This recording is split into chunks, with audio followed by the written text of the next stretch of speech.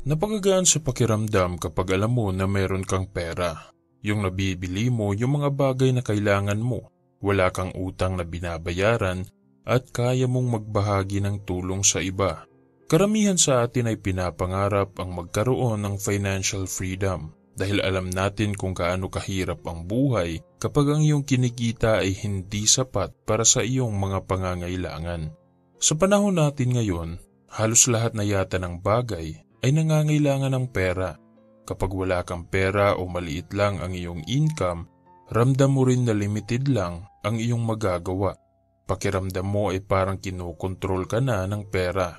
So ano ang dapat gawin para ikaw naman ang may control ng iyong pera? Una ay kailangan mong mag-set ng goal. Ang goal ay ang magsisilbing direksyon at magbibigay sa iyo ng guide kung saan ka patungo. Ayon sa sinabi ng author na si Stephen Covey, all things are created twice.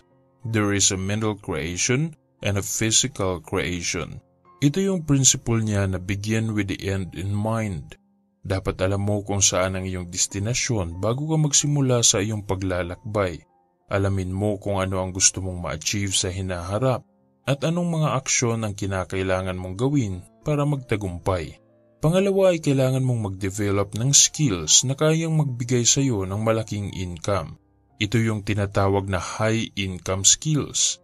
Mga iilang halimbawa sa high income skills ngayon ay ang video editing, content marketing, entrepreneurship, programming, copywriting, web design at leadership. Dito ay binabayaran ka base sa value na naibibigay mo sa mga tao. Pangatlo ay kailangan mong maging master sa paghawak ng iyong pera. Kung alam mo paano kitain ang pera, dapat alam mo rin kung paano ito ipunin.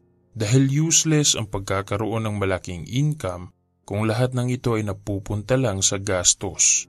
Isa pang dahilan kung bakit kailangan nating maging master sa paghawak ng ating pera ay hindi natin alam kung ano ang posibleng mangyari sa hinaharap. Posibleng mawalan tayo ng trabaho, merong emergency, gusto na nating magretiro o di kaya ay merong business at investment opportunities. Kung sakaling darating ang ganitong pangyayari, hindi na tayo mamumroblema pa sa pera dahil handa tayo. At pangapat ay kailangan mong matuto kung paano mag-invest o magpadami ng pera. Kung uobserbahan mo ang mga mayayaman, lahat sila ay merong investments. Mapa-real estate man yan, watch collection, negosyo, painting, stocks at marami pang iba. Kung ang pagkakaroon ng malaking income ang dahilan kung bakit naging mayaman ang isang tao, ang pag-i-invest naman ang dahilan kung bakit sila nananatiling mayaman. Kapag meron ka ng ipon, ang magandang bagay na pwede mong gawin ay bigyan ito ng proteksyon. At ang magandang option sa pagbibigay proteksyon ng iyong ipon ay ang i-invest ito. Kailangan mo itong bigyan ng trabaho para meron ka ng katulong sa pagkita ng pera. Pero marahil ay iniisip mo na risky ang mag-invest. Totoo na may mga investment na mataas ang risk, pero meron din namang mga investment na para sa mga taong gustong magsimula at hindi masyadong risky.